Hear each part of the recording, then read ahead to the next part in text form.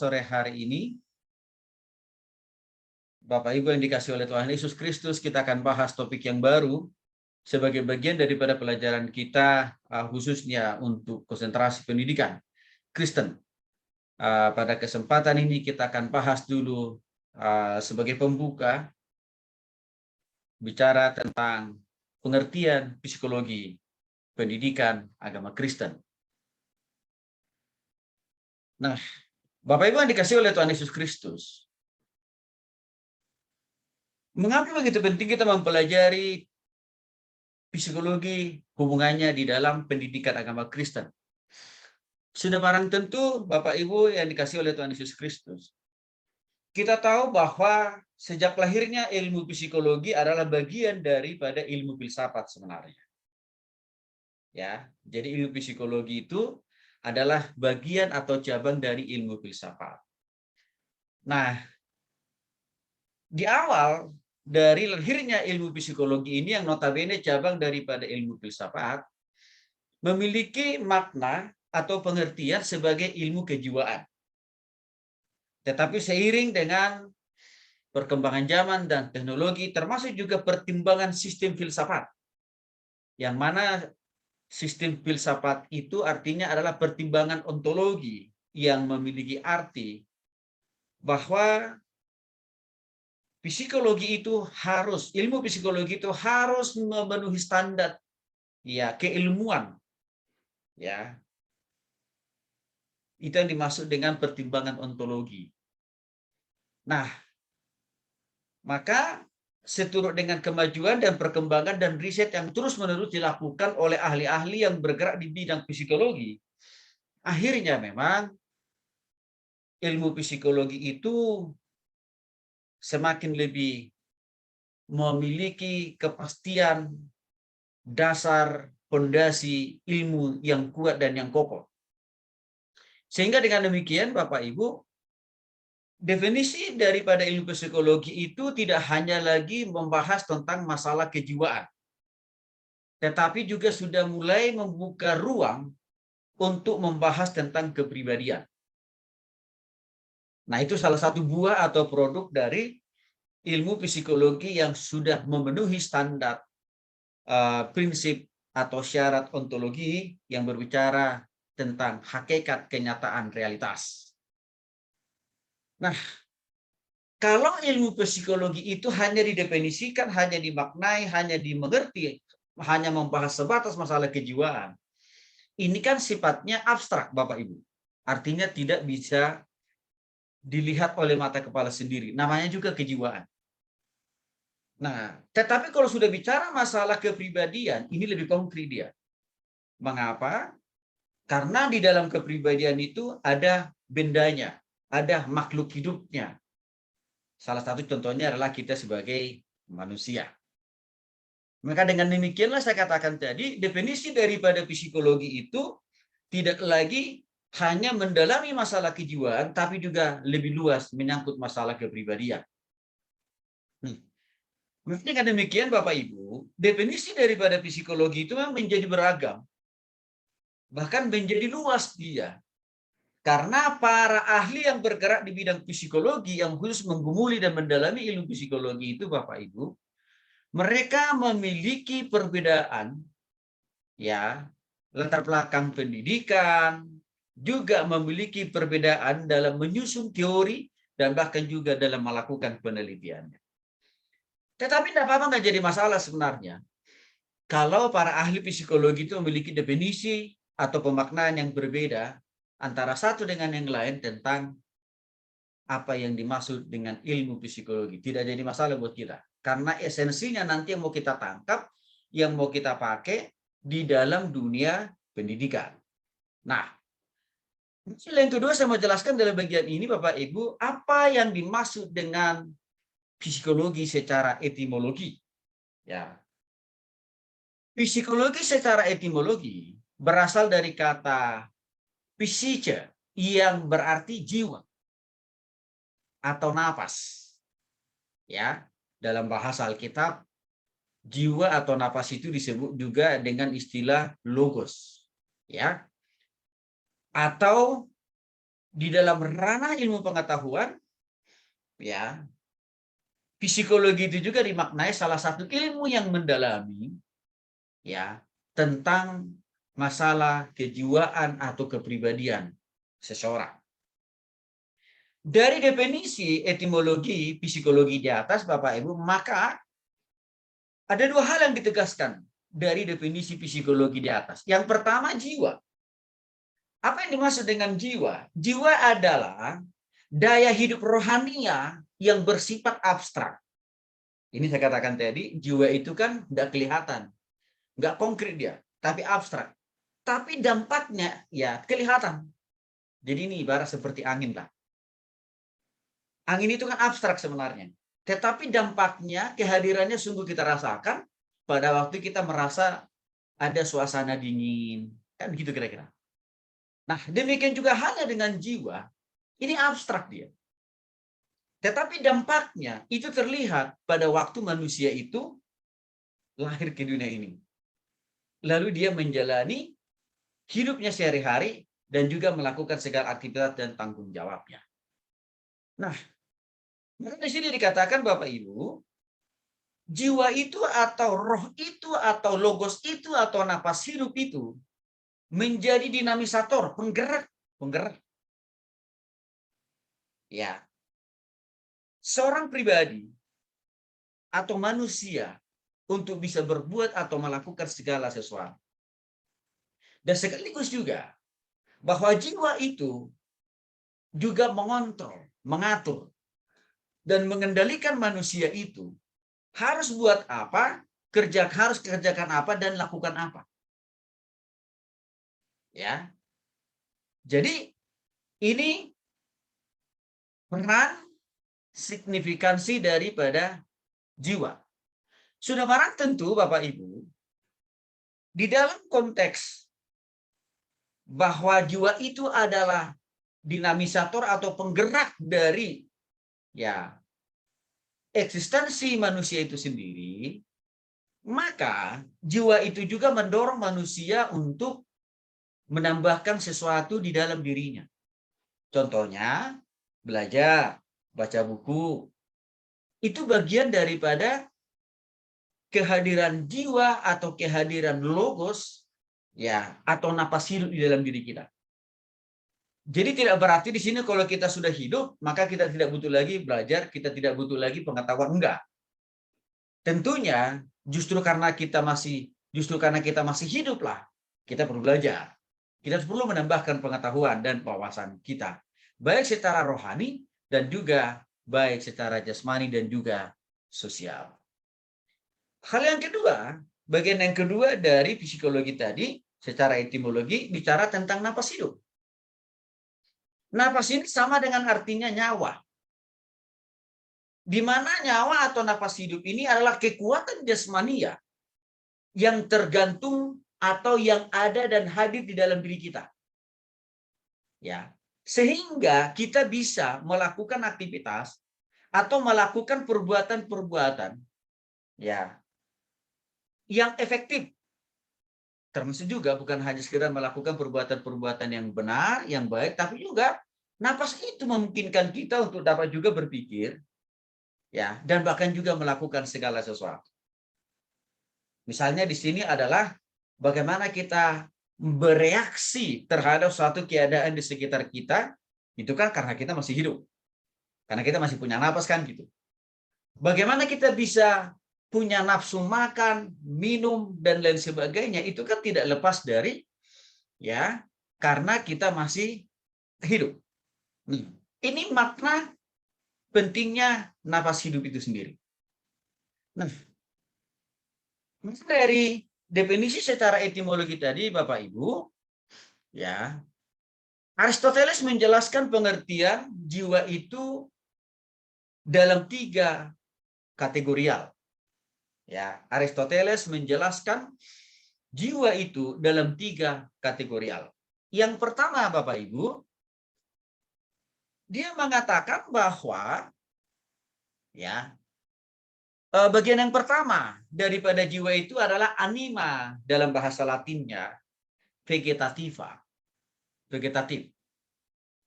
Artinya anima yang terdapat ini adalah anima yang ini artinya adalah jiwa yang terdapat pada tumbuh-tumbuhan. Jadi menurut Aristoteles, sebenarnya jiwa itu bukan hanya dimiliki oleh manusia, tapi juga dimiliki oleh tanaman atau tumbuh-tumbuhan. Cuman dalam bahasa Latinnya dia katakan anima vegetatif. Nah, di mana jiwa di dalam tanaman atau tumbuhan itu berfungsi ya untuk menyerap makanan, minuman, dan berkembang biak. Tentu Aristoteles tidak sembarangan melahirkan pernyataan ini. Pasti dia sudah melakukan sebuah riset atau penelitian yang mendalam. Tapi kalau dipikir-pikir Bapak Ibu, saya pikir benar juga. Walaupun memang sangat jarang kita temukan istilah bahwa tanaman tumbuhan punya jiwa gitu ya. Jarang itu. Tetapi kalau kita lihat siklus pertumbuhan, perkembangan ya daripada tanaman dan tumbuhan itu kan memang benar mereka itu berproses sebenarnya. Ya. Berproses waktu kita menanam satu butir padi, maka dia beberapa minggu udah langsung kelihatan tuh. Ya. Butiran padi tadi menghasilkan cabang. Dan setelah itu lama-kelamaan dia menghasilkan daun. Lalu kita pindahkan ke tempat yang lebih luas, maka dia akan bisa bertumbuh, berkembang, akhirnya menghasilkan lagi kembali padi. Nah, dalam bahasa Aristoteles itu bisa terjadi karena tanaman dan tumbuhan itu juga punya jiwa, kata dia. Ya, dalam bahasa Latinnya anima vegetatif. Yang kedua, anima sensitif dalam bahasa Latinnya. Anima ini menurut Aristoteles terdapat dalam hewan, dalam diri hewan. Di mana anima ini adalah kemampuan ya untuk berpindah tempat. Oke, jadi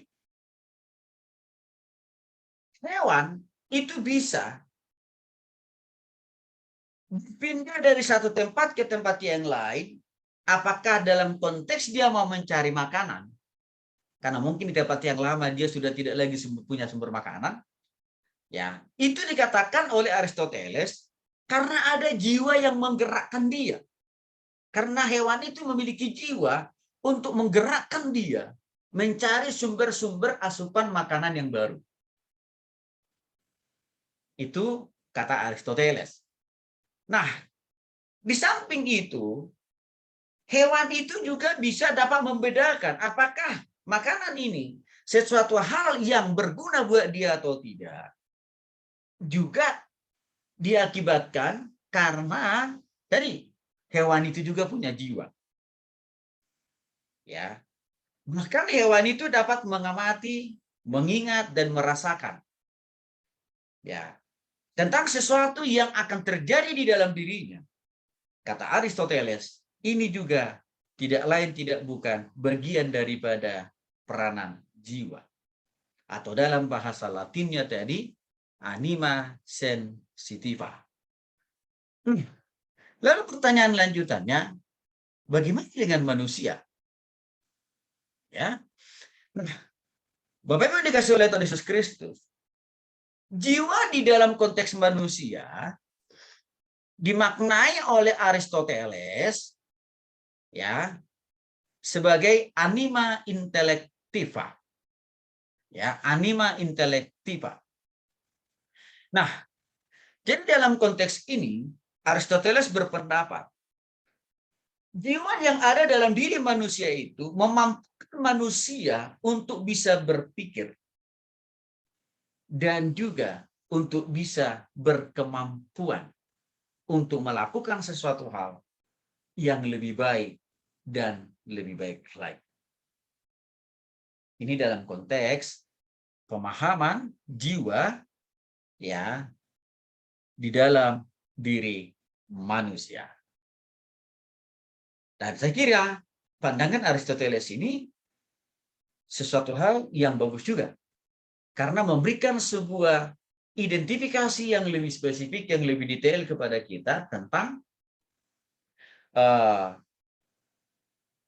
peranan daripada jiwa itu di dalam tumbuhan, di dalam binatang, dan juga di dalam manusia.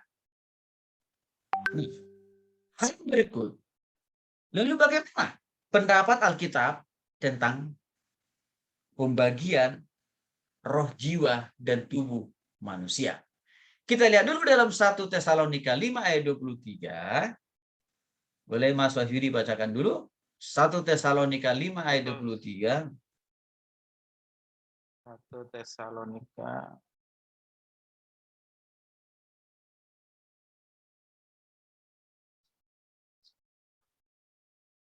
1 Tesalonika 5 ayat 20 1 Tesalonika 5 ayat 23, demikian firman Tuhan.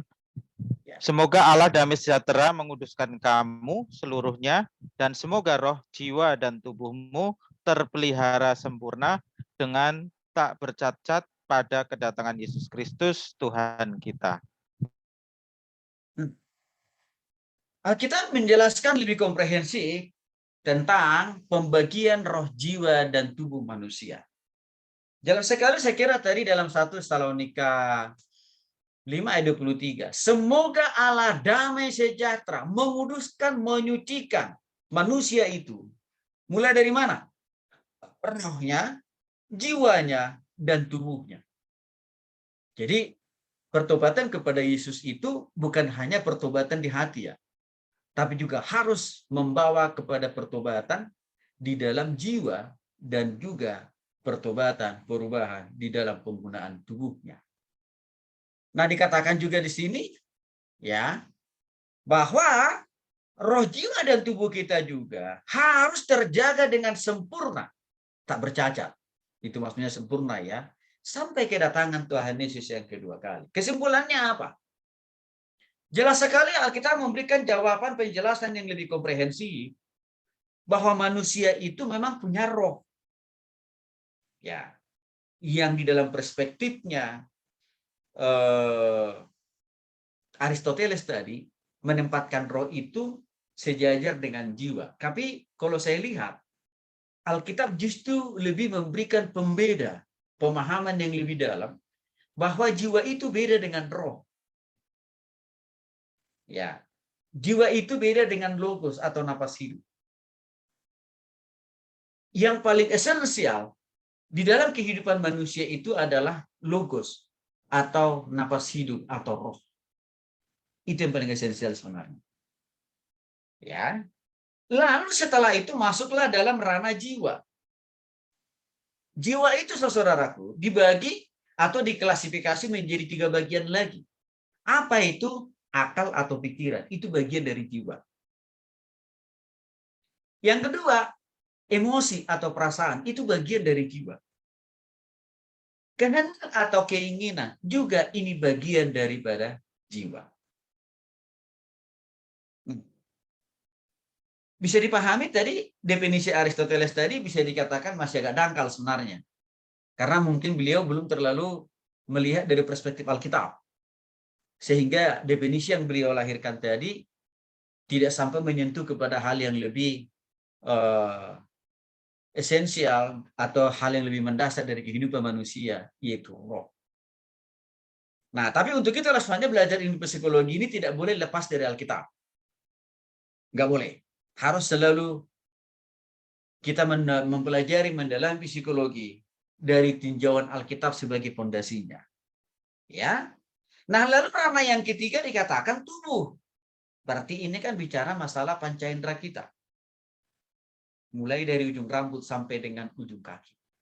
Dikatakan oleh firman Tuhan. Ya, semua ini harus sempurna. Harus kudus, harus suci, harus mulia, dan harus berkenan di hadapan Tuhan.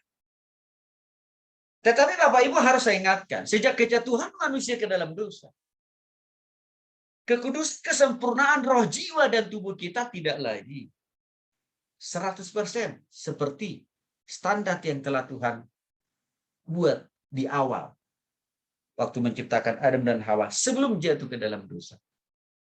Mengapa? Karena dosa yang dilakukan oleh Adam dan Hawa mendistorsi, mendegradasi, merusak roh, jiwa, yaitu tadi pikiran, emosi atau kehendak, termasuk juga tubuh manusia. Hasilnya apa? Ya, jiwa dan tubuh manusia itu sebagai akibat dari dosa ini tidak lagi selalu dikuasai dan dikendalikan oleh Allah. Ya, hatinya, rohnya. Jiwanya, yaitu apa? Pikiran, emosinya, dan kehendaknya. Tidak lagi selalu mempermuliakan nama Tuhan. Tapi lebih cenderung ya dipakai untuk apa? Melakukan dosa. Memikirkan dosa. Ya, dan mengingini dosa. Dan juga mempergunakan perasaannya. Untuk apa? Mengekspresikan dosa. Sebenarnya orang berdosa sebagai akibat daripada kejatuhan manusia ke dalam dosa. Ini sudah tercemar oleh dosa. Sehingga manusia itu lebih cenderung mempergunakan tubuhnya untuk melakukan hal-hal yang berhubungan dengan dosa. Contohnya apa? Mengkonsumsi rokok, miras, narkoba, dan masih banyak lagi hal-hal yang lain. Dalam konteks itulah mengapa kita perlu bertobat terima Yesus secara pribadi di dalam hati. Ya, di dalam hati kita. Lalu pertobatan kepada Kristus itu juga harus membawa dampak terhadap jiwa. Artinya apa? Cara berpikir, perasaan, kehendak kita harus juga semakin dibaharui ke arah yang lebih baik. Penggunaan tubuh manusia orang yang sudah di dalam Kristus, dia harus menjaganya, memanfaatkannya untuk kekudusan, untuk memuliakan nama Tuhan.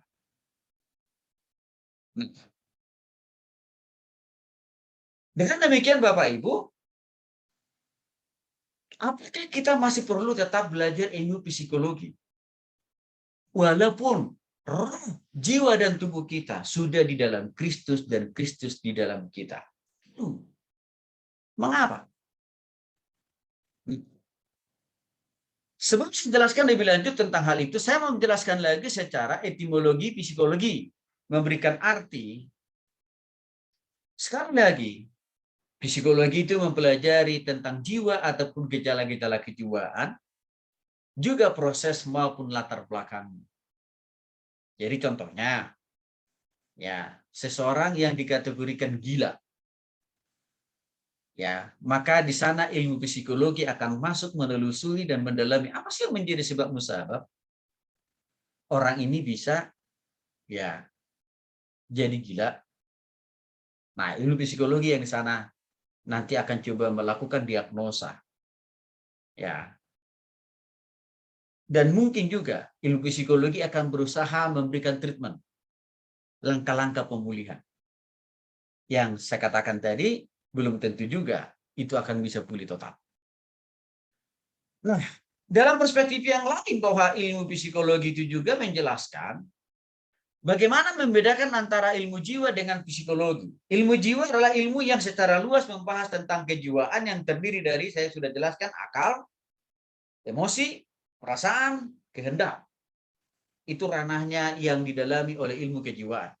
Sedangkan ilmu psikologi itu lebih kepada pengetahuan untuk mengenali ya jiwa seseorang yang diperoleh secara sistematis dengan metode-metode ilmiah.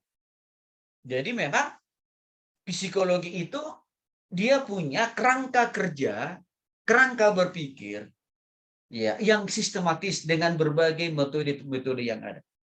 Sehingga kalau kita belajar psikologi ini Bapak-bapak, Bapak-ibu, kita akan ditolong sebenarnya untuk berpikir lebih sistematis dan juga untuk lebih berpikir secara ilmiah sebenarnya. Dan cara berpikir yang sistematis dan berpikir ilmiah ini penting juga buat kita sebagai seorang pendidik. Karena kenapa? Karena tugas kita itu kan nanti akan mengisi ya akal pikiran orang yang kita didik. Maka dibutuhkan di situ sistematika yang baik, tidak boleh acak-acakan. Nanti produk murid yang akan kita hasilkan itu nanti ya jadi amburadul kan kira-kira begitu. Karena cara ngajarnya kita salah. Nah, itu yang bisa kita pelajari. Itu salah satu unsur yang bisa kita pelajari sebenarnya dari ilmu psikologi. Sedangkan kejiwaan tadi lebih menelusuri sebenarnya sebab akibat seseorang ini kok kenapa pikirannya error ya? Kan kira-kira begitu. Ya. Lalu kenapa dia kok punya perasaan nggak stabil? Ya. Lalu kenapa dia punya kehendak selalu ingin bunuh diri? Nah, itu yang didalami di dalam ilmu psikologi. Di dalam ilmu kejiwaan tadi, Bapak Ibu.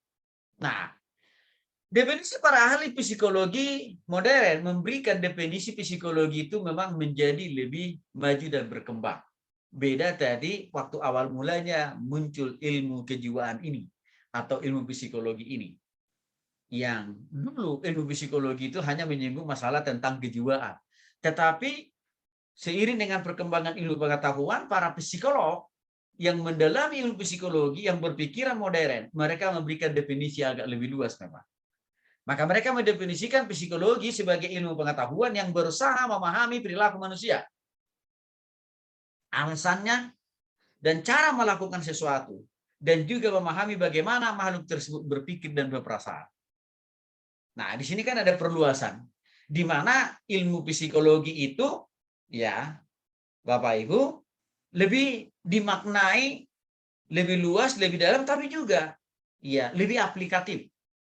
Karena di sini dikatakan ilmu psikologi itu berusaha memahami perilaku manusia. Jadi contohnya misalkan, anak yang selalu berkelakuan buruk, kan gitu ya. Itu akan didalami dari perspektif ilmu psikologi. Mengapa anak ini sih selalu punya memiliki perilaku buruk? Ya. Dan bagaimana caranya menolong anak ini untuk bisa keluar dari persoalan itu? Dan juga bagaimana ya, baik secara berpikirnya, bahkan juga dalam mengekspresikan perasaannya.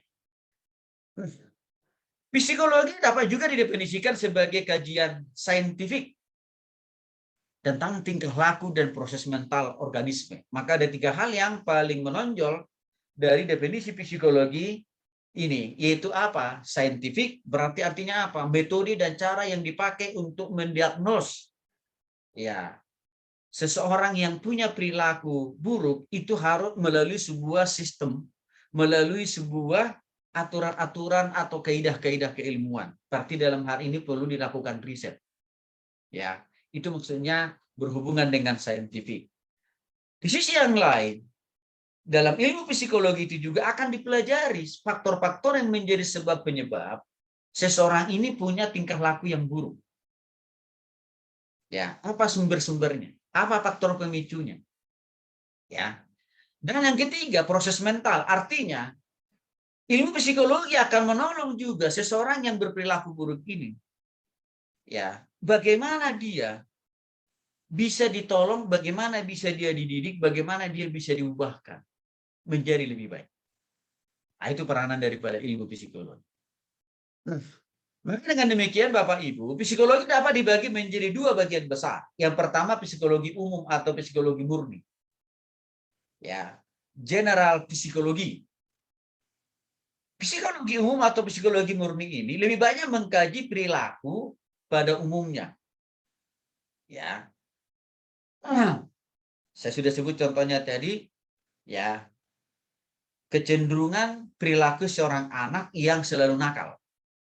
Nah, maka di sana yang lebih banyak digunakan itu nanti adalah ya psikologi umum atau psikologi murni yang dimanfaatkan untuk mendalami faktor-faktor apa yang menjadi pemicu atau cikal bakal anak ini kok punya kecenderungan seperti itu. Nah, sedang psikologi yang kedua adalah psikologi terapan.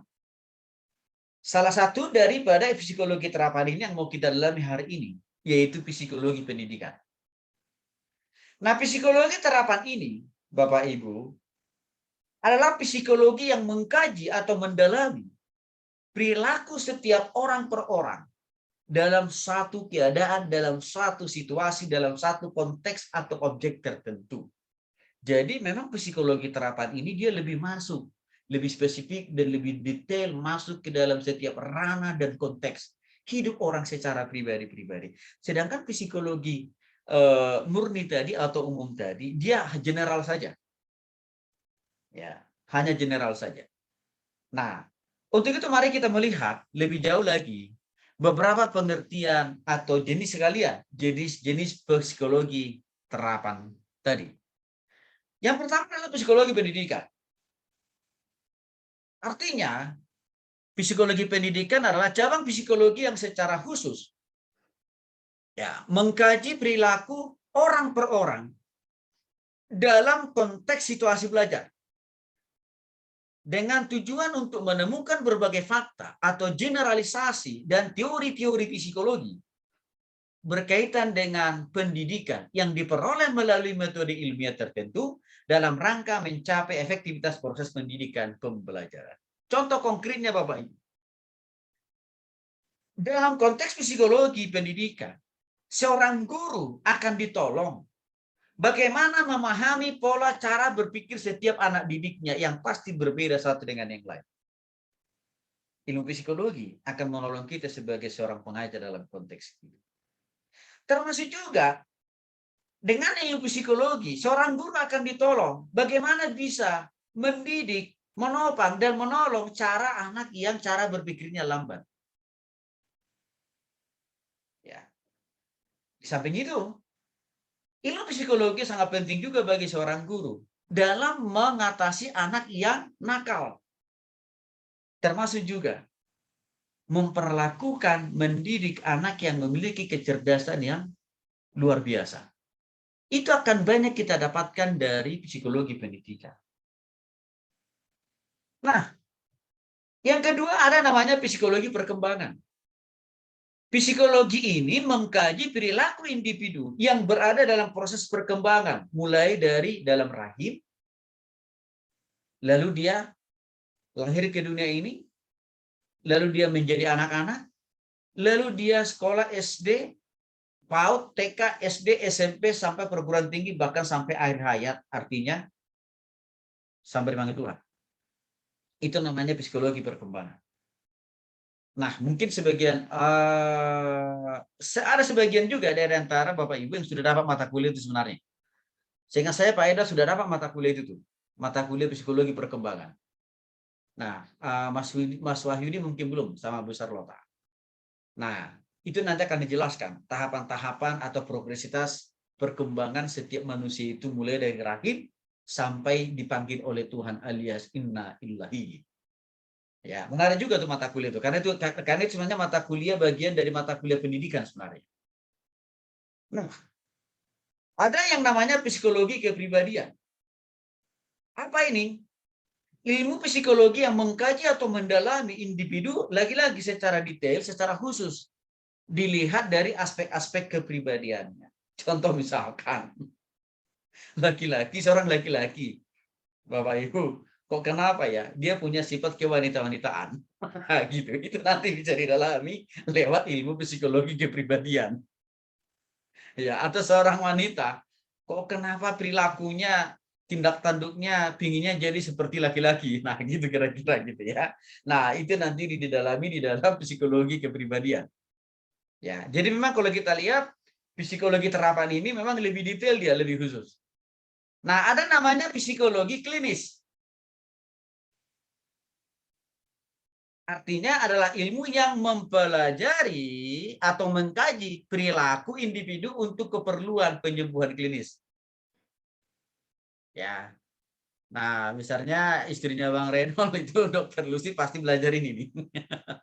Psikologi klinis ya. Nah, tapi biasanya lebih terlihat lagi sebenarnya kalau orang itu mendalami spesialis penyakit jiwa ya. Nah, dia akan dalami di sini nih. Nah, psikologi klinis ini nih. Ya. Nah, karena itu akan lebih memperlengkapi dia, lebih detail memahami ya seseorang ini kok bisa jadi begini ya, kira-kira begitu ya. Itu psikologi klinis. Ada namanya psikologi abnormal. Artinya psikologi yang mengkaji perilaku individu yang tergolong abnormal atau memiliki kelainan. Ya, itu juga punya cara tersendiri untuk menolong orang-orang yang punya persoalan masalah kelainan ini, Bapak Ibu. Juga ada namanya psikologi industri. Psikologi industri ini lebih berhubungan dengan mengkaji perilaku individu di dalam hubungannya dengan tempat di mana dia bekerja. Ya. Contoh. Kan kadang-kadang kita bisa menemukan tipe orang ya di dalam satu pekerjaan nggak sanggup menghadapi tekanan. Sehingga karena tidak sanggup, seringkali orang ini langsung mengambil keputusan untuk resign. Gitu. Sebenarnya itu bisa ditelusuri dari ilmu psikologi sebenarnya. Apa sih yang menjadi sebab penyebab sehingga orang ini hobinya, motonya tiada lain tiada bukan ya resign kan gitu. Padahal bukan karena masalah besar, masalah kecil bisa mendorong dia resign gitu. Itu perlu ditolong dia dengan yang namanya psikologi industri. Makanya kadang-kadang di dalam setiap perusahaan-perusahaan itu kan kadang-kadang ada juga tes psikologi ya. Nah, itu sebenarnya maknanya tujuannya untuk memahami kondisi karyawan, kondisi perusahaan ini dengan segala tantangannya, pergumulannya. Mereka mau mencari karyawan yang sanggup menyesuaikan diri dengan tantangan dan pergumulan yang ada di dalam sebuah perusahaan itu. Makanya kadang-kadang tes psikologi itu kan bisa, hasil tes psikologi itu bisa mengalahkan ya IPK seorang sarjana baru walaupun IPK-nya 4. Begitu ya. Kan bisa dia dibatalkan untuk tidak diterima di perusahaan itu walaupun dia pintar. Kenapa? Karena secara psikologi dalam konteks perusahaan itu, orang ini tidak punya daya juang, daya tahan untuk bisa menghadapi tantangan yang ada di situ. Ya, satu saat seorang teman saya, kebetulan dia adalah owner sebuah perusahaan swasta, dia katakan begini, Pak Tony, kadang-kadang saya agak bingung ya Pak ya, untuk mencari karyawan itu. Kenapa Pak? Saya bilang, kita kadang-kadang buat syaratnya IPK di atas 3. Bahkan ada yang sampai IPK-nya 4 banyak Pak yang melamar kata dia. Tetapi seringkali mereka itu waktu kita lakukan tes psikologi, nggak cocok dengan jenis usaha kita gitu. Sehingga kami harus menerima calon karyawan yang IP-nya pas-pasan aja sih.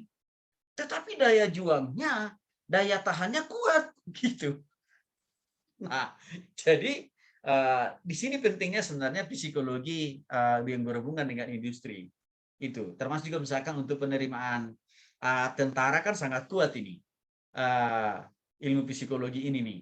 Apakah orang ini memang punya daya keberanian, daya juang yang tangguh dan kuat menghadapi peperangan, kan itu bisa dilihat dari psikologi yang satu ini. Nah, termasuk juga misalkan karyawan yang cenderung pemalas, nah itu bisa ditelusuri ya dengan ilmu psikologi. Nah, ada mana psikologi pendidikan yang juga ini akan kita dalami. Ini adalah psikologi terapan yang secara khusus mengkaji perilaku individu dalam situasi pendidik. Jadi nanti di dalam psikologi pendidikan ini kita akan ditolong bagaimana memahami dan mengerti perilaku, mengatasi perilaku seorang anak yang cenderung saya katakan tadi nakal. Kan gitu. Itu nanti kita akan ditolong dengan psikologi pendidikan. Nah, ada namanya psikologi anak, remaja, pemuda, orang dewasa yang disingkat dengan ARDP. Nah, apa yang didalami di dalam psikologi ARDP ini? Ya akan ditolong di sana mempelajari perubahan sikap. Ya, orang mulai dari kanak-kanak sampai ke remaja, pemuda, dan bahkan juga orang dewasa. Karena memang itu memang ada perubahan-perubahan yang terjadi di dalam perkembangan kehidupan manusia. Dan yang berikutnya adalah psikologi ARDP, yang ini juga mengkaji kepribadian. ARDP itu salah satu contohnya misalkan temperamen. Nah, mungkin sebagian kita sudah pernah belajar mendalami tentang temperamen, itu bagian daripada psikologi ARDP sebenarnya. Ya. Nah, tapi yang belum mendapatkan nanti kita akan dalami dalam mata kuliah kepemimpinan Kristen. Nah, itu jenis-jenis psikologi terapan. Yang berikutnya adalah definisi psikologi tentang psikologi pendidikan agama Kristen. Kita masuk lebih khusus lagi. Definisi psikologi pendidikan agama Kristen. Nah, Bapak Ibu, psikologi pendidikan adalah psikologi terapan, ya. Karena kita akan lebih banyak mendalami dan juga memfokuskan kajian kita nanti terhadap perilaku-perilaku anak didik, ya, dan juga situasi atau kondisi dalam mendidik anak-anak kita, dan juga di dalam psikologi pendidikan kita juga akan mempelajari bagaimana seharusnya perilaku pengajar atau guru dalam memperlakukan anak didiknya dan bahkan juga mengajar anak didiknya. Nah, jadi dalam konteks ini, Bapak Ibu, bahwa psikologi Pak, sekali lagi, dia akan lebih khusus, akan lebih fokus melakukan pengkajian terhadap perilaku ya peserta didik, bisa juga ini misalkan anak-anak, remaja, pemuda, bisa juga orang dewasa ya. Ya, di dalam proses pembelajaran yang dilakukan di sekolah ataupun juga di gereja. Nah, tapi sudah barang tentu Bapak Ibu, semua definisi psikologi pendidikan ini harus didasarkan kepada kebenaran firman Tuhan. Jadi kita tidak mau memanfaatkan ilmu psikologi ini ya menjadi dasar atau fondasi di dalam mengubah karakter, perilaku orang yang kita didik. Enggak. Karena kenapa? Karena ilmu psikologi ini kan bukan obat sebenarnya ini. Ya, tapi dalam konteks ini bukan obat ya. Tapi ilmu psikologi ini semacam cangkul aja sebenarnya. Ya. Tapi obatnya itu, obat penyembuhnya itu sebenarnya adalah Tuhan dan firman Tuhan. Maka untuk itu, sekali lagi, cangkul itu kita butuh.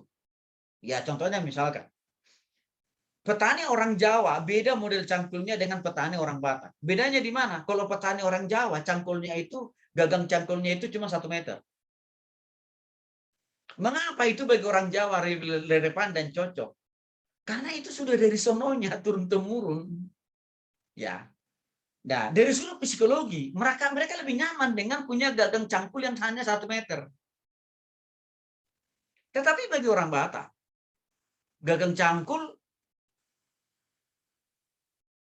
itu nggak mungkin 1 meter. Dan bahkan jarang orang Batak punya cangkul, gagang cangkulnya 1 meter.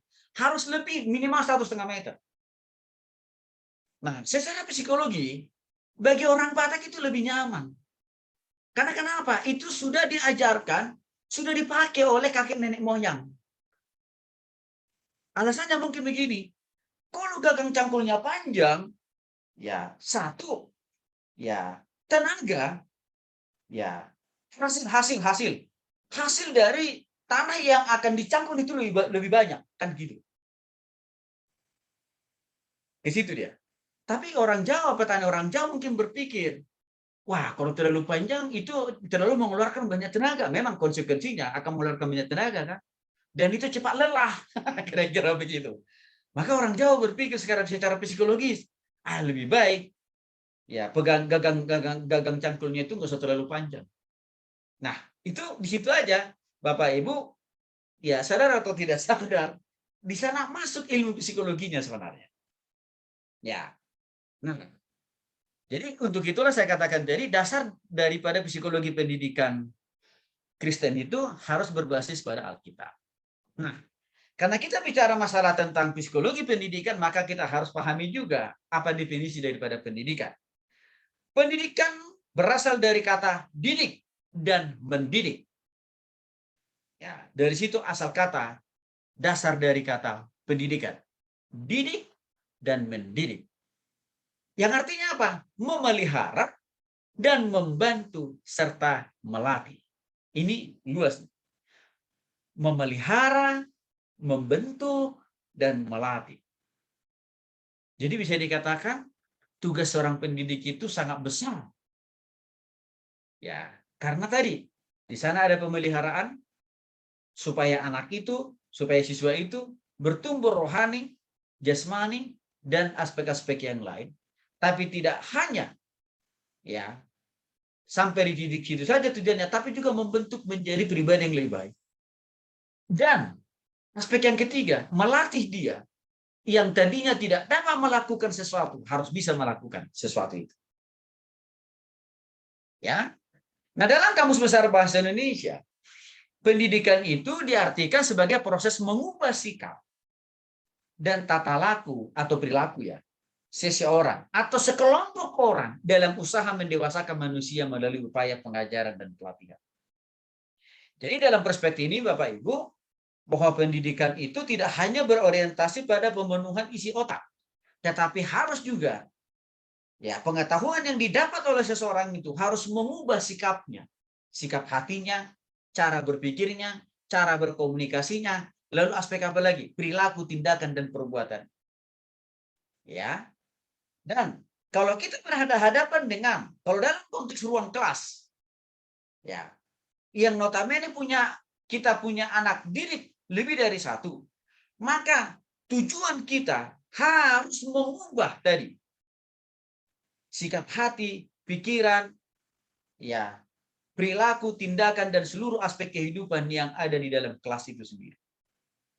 Sehingga mereka menjadi dewasa semuanya. Dan akhirnya apa? Mereka siap untuk kita latih, untuk melakukan hal-hal yang lebih baik. Dan juga untuk melatih orang lain kembali. Jadi sebenarnya proses mendidik itu, saya katakan tadi Bapak Ibu, adalah sebuah proses yang berkesinambungan, yang tidak boleh berhenti hanya di kita. Tetapi juga harus orang-orang yang kita didik itu harus kembali bisa melakukan apa yang kita lakukan. Nah, menurut Purwa Kawaca dan Muhibin mengatakan bahwa pendidikan merupakan usaha secara sengaja dari orang yang dewasa, baik rohani, baik jasmani, baik pola pikir, ya itu namanya dewasa di sini ya, bukan dewasa secara umur, maksud secara umur, bukan. Untuk meningkatkan kedewasaan yang selalu diartikan sebagai kemampuan untuk bertanggung jawab terhadap segala perbuatan. Nah, untuk itu sebenarnya kita sebagai orang tua, yang notabene juga sebagai pengajar dan juga sebagai pendidik ya, dalam konteks untuk anak-anak kita, dan juga untuk orang-orang yang, untuk istri kita, dan bahkan juga untuk orang-orang yang bekerja bersama dengan kita. Kita perlu didewasakan lebih dulu, supaya kita bisa efektif mendewasakan orang-orang lain. Cara pendewasaan yang harus kita lalui adalah bagaimana? Kita harus lebih dulu diajar, kita harus lebih dulu diisi, kita harus lebih dulu diperlengkapi, kan kira-kira begitu. Sehingga melalui semua proses yang sudah kita dapatkan dan kita alami tadi, kita dapat membagikan itu kepada orang-orang di sekitar kita. Maka memang saya menyimpulkan, Bapak Ibu, bahwa pendidikan itu adalah usaha yang dilakukan secara sadar. Apa maksudnya usaha yang dilakukan secara sadar? Seorang pendidik sebagai seorang guru tidak boleh mendidik ya anak didiknya asal-asalan. Nggak boleh. Nggak boleh mengajarkan anak-anaknya tanpa makna, tujuan, dan sasaran. Nggak boleh, karena berbahaya nanti. Anak itu nanti jadi aneh jadinya.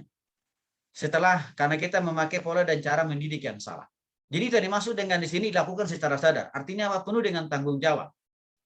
Ya. Dan juga dikatakan sengaja. Dengan tujuan apa? Mengubah tingkah laku. Ya, ini saya sudah jelaskan tadi ya. Perilaku, perbuatan harus terjadi perubahan itu. Nah, di dalam diri orang per orang yang kita ajar, atau juga di dalam diri setiap orang yang ada di dalam kelas itu, di dalam setiap orang yang ada di dalam komunitas itu, harus terjadi perubahan itu. Ya, dan juga harus juga dewasa mereka semua. Jadi kalau misalkan anak didik kita hanya cuma satu yang berubah, ya, tingkah lakunya, pola pikirnya, cara berkomunikasinya, dan hanya cuma satu pula yang dewasa. Nah, tapi 99% murid-murid yang lain tidak mengalami perubahan, tidak mengalami kedewasaan. Berarti ada yang salah. Proses, cara, strategi pendidikan yang kita lakukan kepada mereka. Makanya di sini tanggung jawabnya bukan hanya kepada satu persatu, orang per orang, atau per individu anak didik. Enggak. Tapi juga kepada semua orang. Maka dalam konteks ini saya katakan tadi, kita sebagai orang tua, kita juga, ya kita punya kelas kita di rumah yang pertama. Siapa itu? Istri kita dan anak-anak kita. Maka tugas kita lah sebagai orang tua untuk apa? Menciptakan perubahan perilaku, pola pikir, dan semua aspek dalam kehidupan orang-orang dalam keluarga kita sendiri. Apalagi kalau kita bicara dalam konteks yang lebih luas, misalkan di tengah-tengah pekerjaan kita sendiri. Nah, hal yang lain Bapak Ibu, ya definisi psikologi pendidikan itu menurut Whittington mengatakan bahwa psikologi pendidikan sebagai studi sistematis tentang proses-proses dan faktor-faktor yang berhubungan dengan pendidikan manusia. Jadi menurut beliau ini bahwa sebenarnya psikologi pendidikan itu harus tersusun ya dengan jelas, dengan sistematis, dan juga harus tahu proses-proses atau tahapan-tahapan dalam mendidik seseorang itu. Contoh paling simpel saja sebenarnya. Cara kita mendidik anak yang masih kelas 1 SD tentu sudah harus beda mendidik anak kelas 1 SMP. Demikian juga halnya, cara kita mendidik anak SMA harus berbeda juga dengan kita mendidik anak mahasiswa di perguruan tinggi. Itu kira-kira yang mau dijelaskan oleh dia di sini secara lebih konkret, Bapak Ibu. Hal yang sama juga sebenarnya disampaikan oleh Sumadi, ya, bahwa psikologi pendidikan itu sebagai pengetahuan psikologi mengenai anak didik dan juga situasi. Memang sedikit di sini ada penambahan, ya, di mana dia tidak hanya sekedar anak didik. Ilmu psikologi itu tidak hanya berguna untuk membimbing, untuk menolong, mengajar anak didik, tetapi juga lingkungan. Saya pikir ini benar juga. Ya, lingkungan yang kondusif itu akan lebih memudahkan seorang guru, seorang pengajar untuk mendidik anaknya dengan cara yang benar. Maka untuk itulah Alkitab katakan begini, Bapak Ibu. Kebiasaan yang baik itu bisa dirusak oleh pergaulan yang baik. Contoh konkretnya, di rumah mungkin kita sudah mendidik anak kita dengan benar dan tepat. Sudah kita ajarin bagaimana mereka membedakan pergaulan yang buruk, perilaku yang buruk. Tetapi nih, kalau kita tidak mengawasi konteks pergaulan, lingkungan pergaulan anak-anak kita di luar rumah, hati-hati Bapak Ibu. Hal-hal yang baik, hal-hal yang benar yang sudah kita lakukan untuk mendidik mereka di rumah. Setelah mereka keluar rumah, itu bisa berubah. Maka tidak aneh kalau kita sering mendengar misalkan, ya, anak ini di rumah kelihatannya rajin berdoa, rajin baca Alkitab, gitu ya. Tapi tiba-tiba saja ada surat panggilan dari kantor polisi kepada orang tuanya. Karena kenapa? Anak ini terlibat dengan penyalahgunaan narkoba. Apa yang menjadi sebabnya? Itu masalah situasi atau lingkungan yang ikut mempengaruhi dia. Nah, Elliot menyatakan bahwa psikologi pendidikan merupakan penerapan teori psikologi untuk mempelajari perkembangan, belajar, motivasi, pengajaran, permasalahan yang muncul dalam dunia pendidikan. Jadi di sini Elliot lebih memberikan definisi yang lebih detail, lebih spesifik. Bahwa psikologi itu dikatakan di sini harus juga menolong kita sebagai pengajar untuk tahu betul anak didik kita ini sedang mengalami perkembangan atau kemunduran. Kan kira-kira begitu ya. Maka di situ nanti ada teknik evaluasi. Ya, yang berikutnya, bagaimana anak itu sebenarnya datang pagi, ya, dan dia nanti pulang sore. Benar nggak sih dia belajar? Kan gitu. Kan belum tentu juga. Karena bisa saja anak itu duduk di kelas itu, duduk di ruangan itu, tapi hati dan pikirannya nggak di situ. Maka Elliot mengatakan, di situ masuknya psikologi harus tahu nih guru. Anak ini benar-benar belajar kah atau hanya sekedar ya datang duduk diam di situ. Tapi tidak ada yang masuk ke dalam hati dan pikiran. Tapi tidak ada yang berubah dalam diri. Nah, menurut Elliot itu perlu dapat dikaji, ditelusuri lebih lanjut melalui namanya ilmu psikologi. Nah, hal yang berikutnya dikatakan masalah motivasi itu dorongan. Contohnya, ya, ilmu psikologi perlu dipahami oleh pengajar. Bagaimana caranya memotivasi anak yang malas belajar supaya rajin belajar.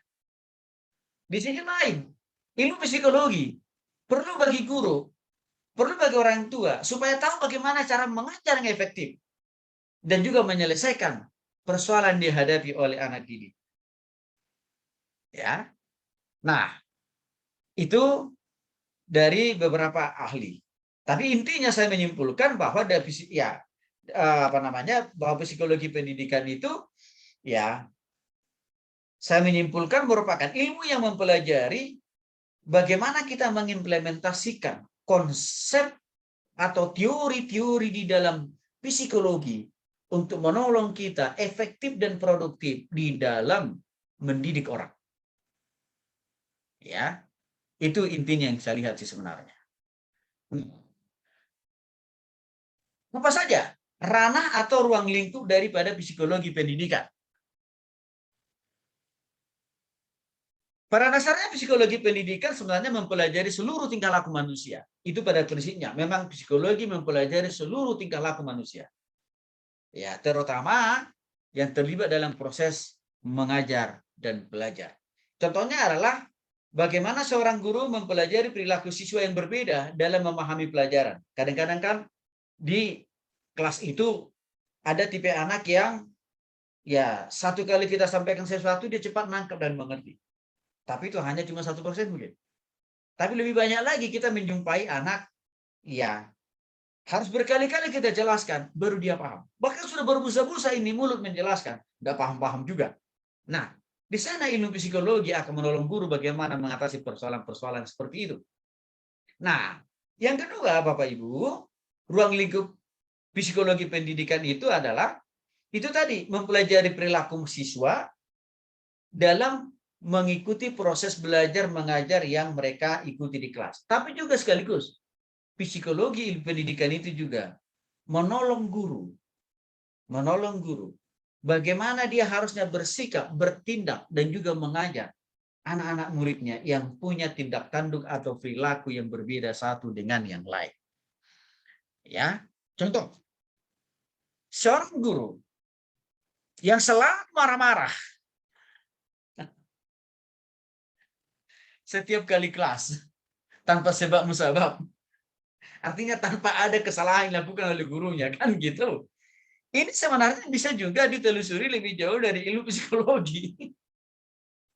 Atau seorang pengajar yang malas memberikan materi pengajaran, memberikan perhatian kepada para muridnya. Nah, sebenarnya ini bisa ditelusuri juga, bisa ditolong juga dia dari ilmu psikologi. Termasuk juga dalam mengajarkan materi. Ya. Nah, itu ranah dari psikologi pendidikan. Jadi satu siswanya ya dan juga lingkungannya, dan yang kedua adalah gurunya. Ya, gurunya itu berhubungan dengan perilakunya, tapi juga sekaligus berhubungan dengan cara dia mengajar. Dan objek yang ketiga dari ruang lingkup psikologi pendidikan itu adalah bagaimana ya masalah belajar dan pembelajaran serta aspek-aspek psikis atau gejala kejiwaan yang ada di dalam diri siswa itu pada waktu mengikuti proses belajar itu bisa ditangani oleh gurunya. Contoh, misalkan begini Bapak Ibu, ada tipe anak yang sangat sukar dan susah disuruh duduk diam dan dengar. Kan nggak mudah membuat anak tipe begini untuk bisa disuruh duduk diam. Ya, artinya apa? Dia akan selalu menciptakan keisengan-keisengan kepada teman-temannya. Jadi temannya lagi fokus belajar, tapi dia coloklah pakai bolpoinnya. Itu ya. Atau di sisi lain misalkan, ya kadang-kadang tangannya nabok temannya. Pola-pola perilaku begini kan ada Bapak Ibu.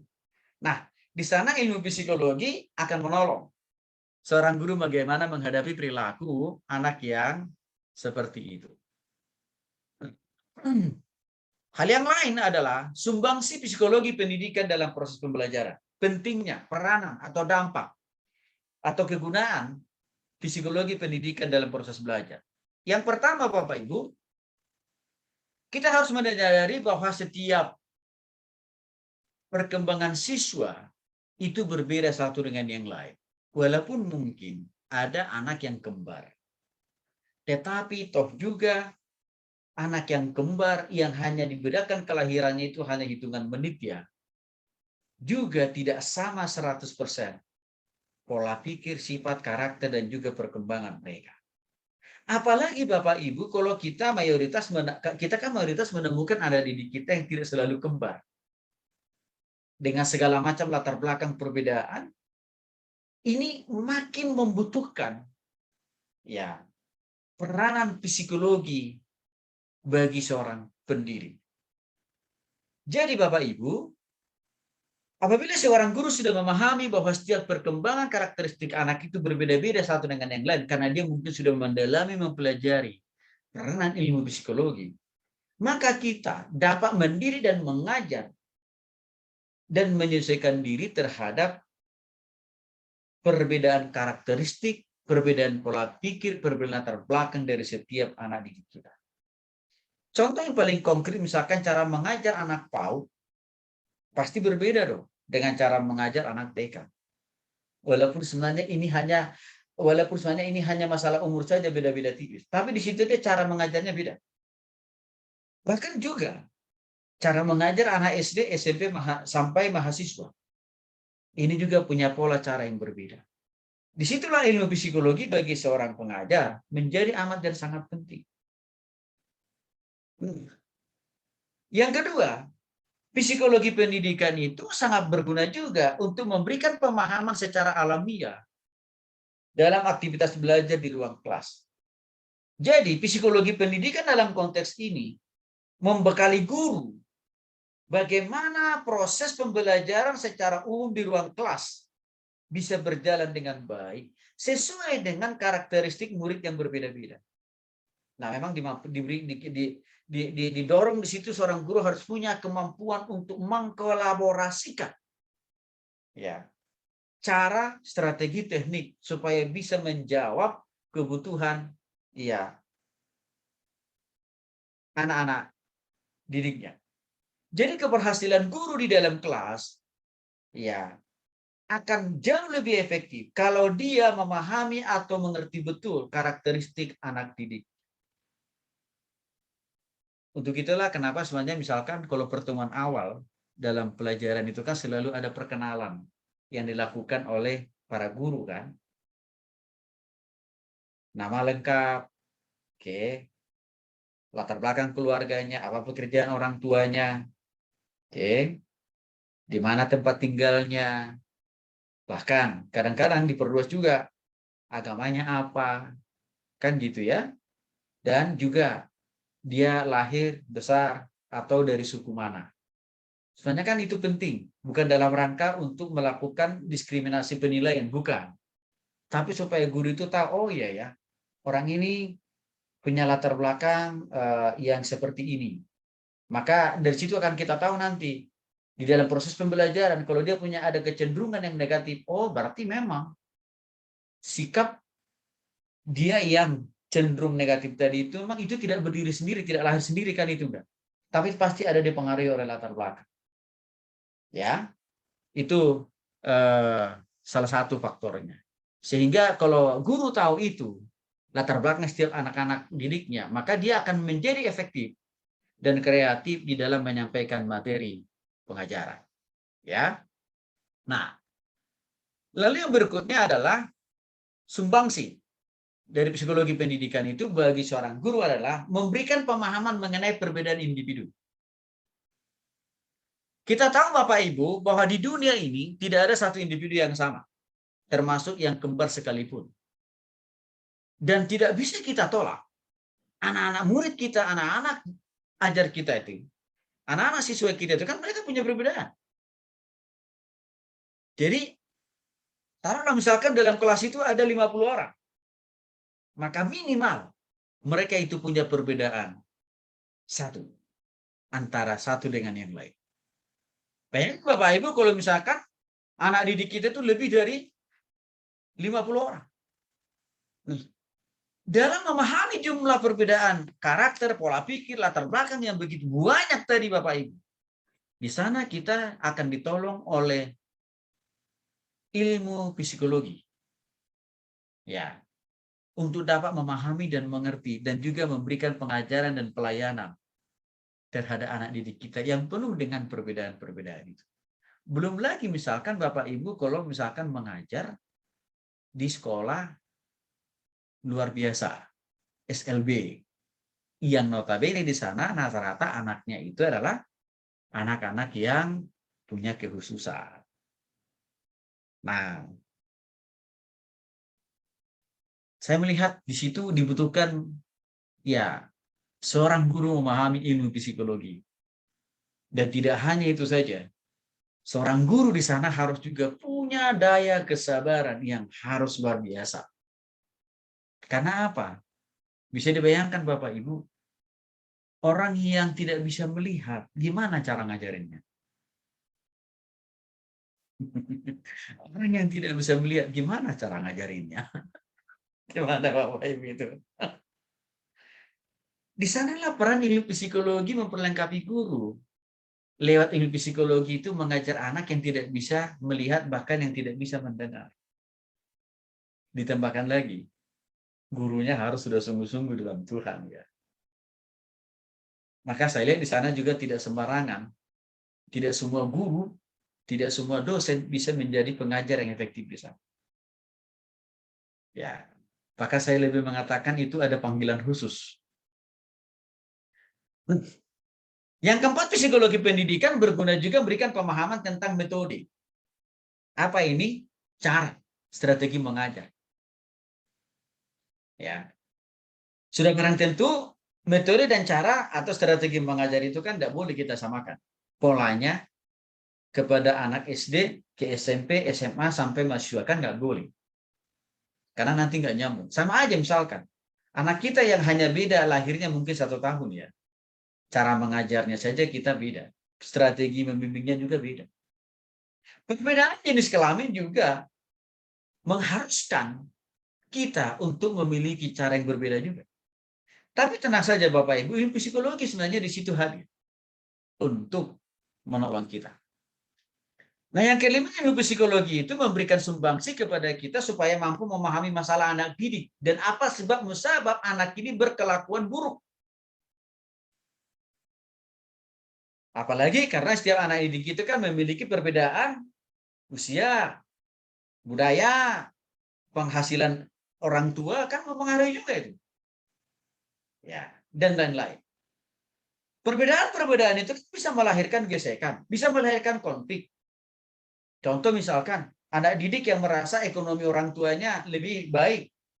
Kadang-kadang kan muncul kesombongan terhadap teman-temannya yang memiliki kemampuan ekonomi mungkin yang pas-pasan.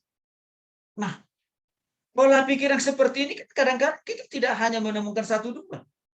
Bahkan kadang-kadang mereka ini bisa membuat komunitas sendiri, membuat kelompok sendiri, membuat geng sendiri. Kan itu yang terjadi sekarang. Makanya kalau kita lihat, kadang-kadang kita agak gemas juga gitu ya.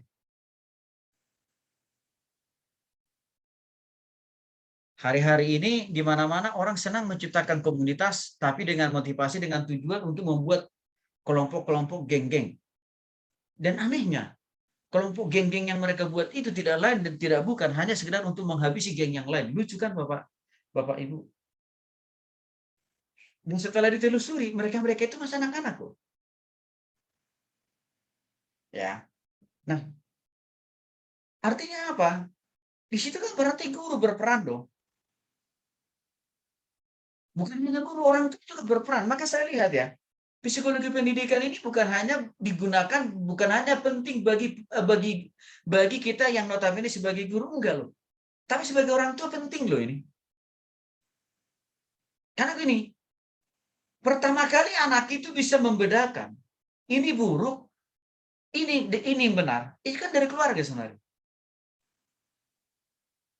Jadi kalau orang tua tidak bisa memahami pertumbuhan dan perkembangan perilaku anak dan pola pikir, apa yang terjadi?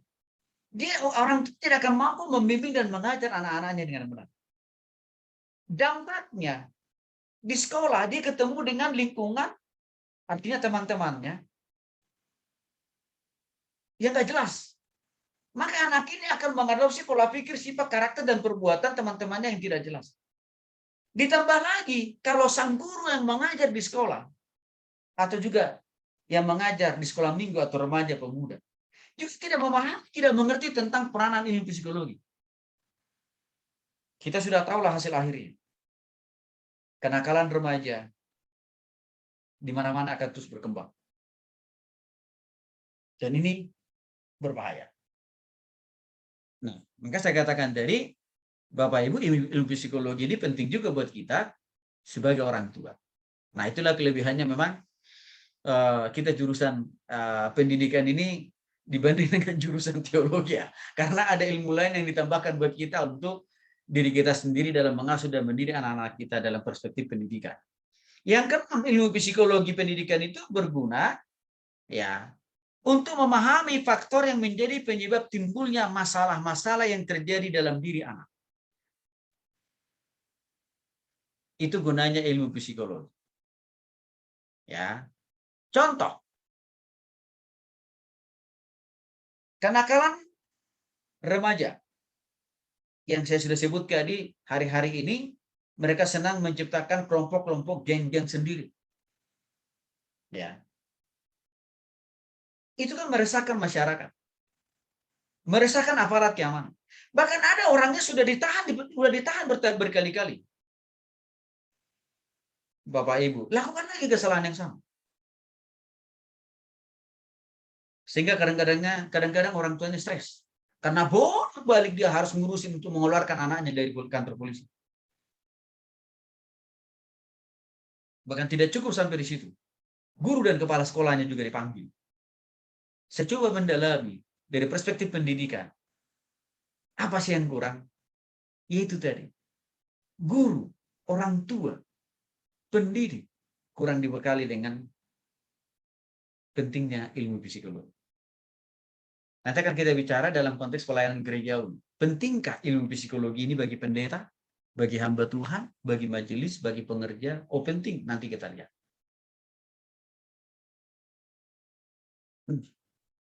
Ilmu psikologi juga sangat berperan penting di dalam penyusunan kurikulum, penyusunan materi, penyusunan tema atau topik khotbah atau pengajaran, Bapak Ibu. Penting. Ilmu psikologi itu. Di mana pentingnya? Satu, untuk mengukur tentang hasil belajar. Ilmu psikologi menolong guru untuk mampu memahami hasil belajar siswa, termasuk juga metode atau cara atau proses pengajaran yang paling efektif untuk dia pakai untuk dilakukan kepada siswanya. Saya katakan tadi, seorang memahami dan menggunakan ilmu psikologi, maka dia tidak memakai satu pola. Dia tidak memakai satu-satunya cara yang dari zaman Bahwa dulu. Ya. Dalam mengajar setiap anak ini. Tapi dia mempergunakan multi cara. Ya. Contohnya misalkan dalam penilaian. Seorang guru tidak hanya mengukur kepintaran, kecerdasan anak itu hanya dari nilai UTS atau UAS-nya. Ya. Kalau hanya dua alat ukur yang dipakai, maka kemungkinan besar akan ada banyak anak didik yang nggak lulus-lulus. Maka seorang guru harus juga bisa memberikan penilaian atau penilaian dalam bentuk yang berbeda. Caranya gimana? Kasih tugas tambahan. Untuk menolong anjloknya nilai anak yang UTS-nya rendah atau UAS-nya rendah. Maka memang Bapak Ibu perspektif mendidik itu saya lihat udah berubah total di zaman waktu saya dulu. Kalau waktu zaman saya dulu Bapak Ibu, saya masih ingat betul itu ya.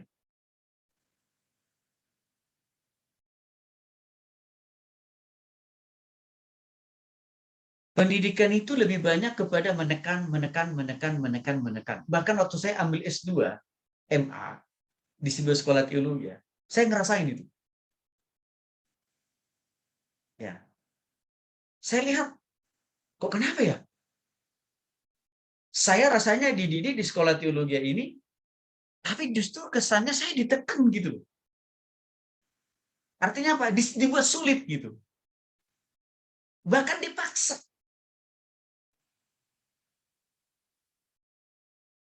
Ya, dibuat menjadi susah. Itu saya alami dulu.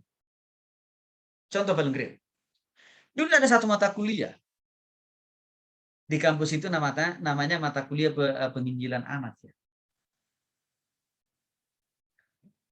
Prosesnya saya harus menginjili 3 orang anak dan proses penginjilan itu dari awal pertengahan sampai akhir harus saya rekam. Waktu itu Bapak Ibu belum ada handphone seperti sekarang. Jadi rekamnya itu pakai apa? Pakai tape recorder yang kecil itu Bapak Ibu. Bayangin tuh. Kalau salah harus ulang lagi dari awal. Kan gitu. Tapi nggak apa-apa, saya siapkan itu semuanya. Ya. 3 orang anak ini saya injili dan saya rekam dari awal pertengahan sampai akhir. Berjalan dengan baik. Lalu saya laporkanlah itu ke dosen saya. Saya bilang, Ibu, ini hasil rekaman penginjilan saya, dan silahkan Ibu periksa. Dan sebagai salah satu bukti konkret lain, saya juga buat salinannya dalam bentuk hard copy. Jadi hasil pembicaraan, hasil penginjilan, proses penginjilan yang saya lakukan terhadap 3 orang anak ini harus saya tuliskan lagi. Harus saya ketik ulang lagi. Ya, saya kasih alamat anaknya, nomor kontak anaknya. Tapi saudara-saudara, guru saya ini, dosen saya ini, selalu menekan saya dan menjustifikasi, menghakimi saya. Dia bilang bahwa ini tidak benar-benar kamu rekam. Loh, Ibu kalau nggak percaya, silakan Ibu hubungin aja anak, nomor kontak anaknya. Kebetulan ada nomor telepon orang tuanya. Silakan Ibu datang ke tempat, ke rumah anak itu, saya bilang. Dan saya ini Bapak Ibu, selalu dia bilang, pokoknya saya nggak terima.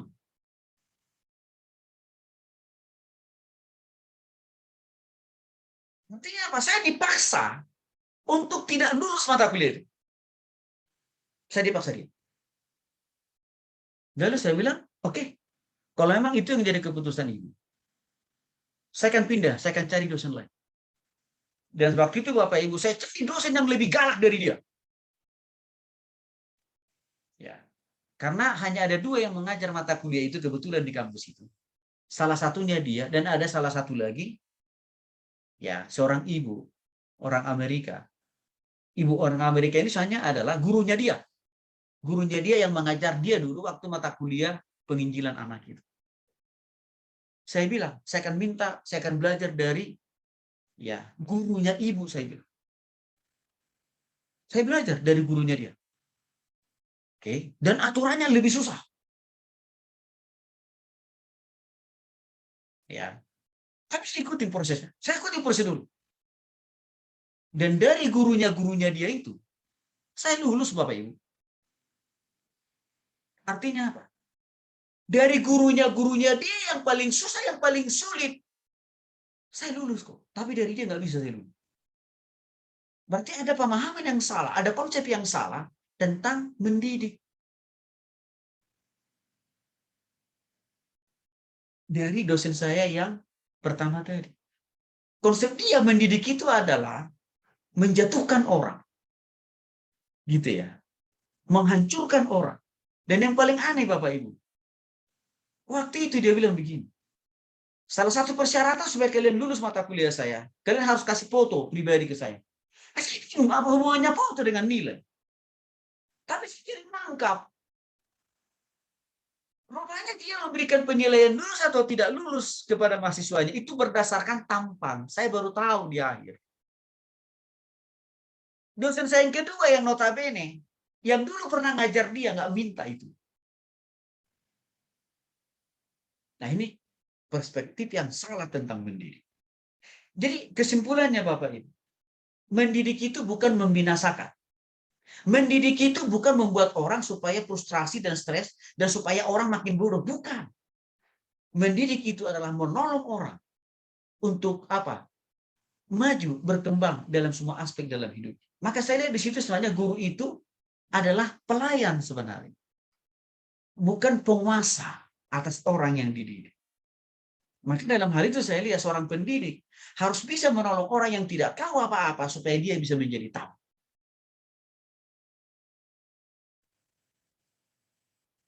Nah, jadi Bapak Ibu, kenapa saya punya perspektif yang berbeda tentang masalah memperlakukan anak didik tadi? Karena saya belajar tentang psikologi pendidikan. Tapi harus saya katakan, ada banyak guru dan ada banyak dosen tidak paham ini sebenarnya. Sehingga pola-pola lama, gaya-gaya lama masih dipakai, dan itu dipertahankan sampai sekarang. Sehingga apa? Tidak makin efektif mengajar mendidik anak murid. Dalam konteks penyusunan kurikulum, psikologi pendidikan itu juga sangat penting dalam melakukan penelitian atau riset. Jadi dalam konteks ini Bapak Ibu, guru akan diperlengkapi melalui psikologi pendidikan. Ya, untuk melakukan penelitian atau riset tentang cara belajar apa yang paling efektif dilakukan kepada para muridnya. Jadi dalam konteks ini contoh konkretnya, penilaian itu tidak hanya bertitik tolak tidak hanya penilaian itu diukur oleh guru, oleh pengajar hanya dari jawaban UTS atau UAS-nya atau kuisnya misalkan. Bukan hanya itu saja tolak ukur yang dipakai.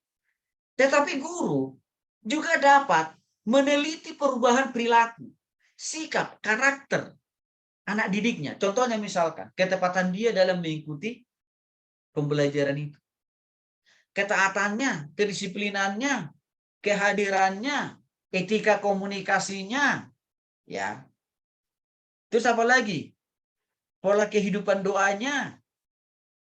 Terus keikutsertaannya di dalam mengikuti ibadah, semuanya dirangkumkan itu menjadi sebagai bagian dari riset atau penelitian perilaku dari anak didiknya. Dan itu dijadikan dia menjadi nilai tambah untuk meluluskan anak didiknya. Itu yang dimaksud dengan psikologi pendidikan, menolong kita untuk melakukan penelitian atau riset. Jadi variabel-variabel penilaian itu tidak lagi hanya sekedar UTS-nya, UAS-nya. Itu kan zaman dahulu begitu. Tapi kalau sekarang sudah berubah. Nah, yang berikut masih dalam konteks kurikulum, Bapak Ibu. Psikologi pendidikan itu juga berguna untuk bimbingan, ya, untuk anak-anak yang luar biasa. Apa contohnya? Misalkan anak-anak itu kan punya kecerdasan yang di atas rata-rata, ya, di atas normal. Kadang-kadang ini juga guru, pengajar harus memiliki pola cara yang berbeda. Karena kenapa? Untuk jenis tipe anak begini kan tidak perlu kita harus berbusa-busa menjelaskan semuanya. Tapi hanya kita sampaikan sesuatu yang dia langsung menangkap. Nah, itu juga butuh cara tersendiri. Ya, karena ada anak yang jenius dia Bapak Ibu. Dia tidak makin berkembang. Ya. Di dalam pengajaran gurunya karena gurunya salah cara mengajar dia. Kenapa? Karena gurunya tidak memahami dan tidak mempergunakan ilmu psikologi. Sehingga gurunya hanya memakai pola dan cara yang lama. Mungkin mayoritas selama ini kan dia banyak mengajar anak-anak yang memiliki pemahaman kecerdasan biasa-biasa saja kan gitu. Lalu tiba-tiba dia menemukan berhadapan-hadapan dengan anak yang memiliki kecerdasan yang jenius. Kalang kabut dia. Maka dalam konteks ini juga Bapak Ibu kita harus tahu kita punya anak berapa dan pasti pola pikir mereka berbeda loh. Menangkap, memahami, mengerti, melakukan sesuatu. Maka pola kita mendidik anak-anak kita juga harus berbeda. Kita nggak boleh menyamaratakan. Ya, itu contohnya misalkan untuk membimbing usia anak-anak yang luar biasa. Nah,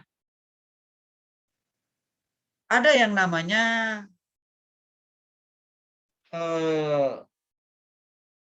anak yang memiliki kecerdasan yang lebih, dia mengikuti program akselerasi Bapak Ibu.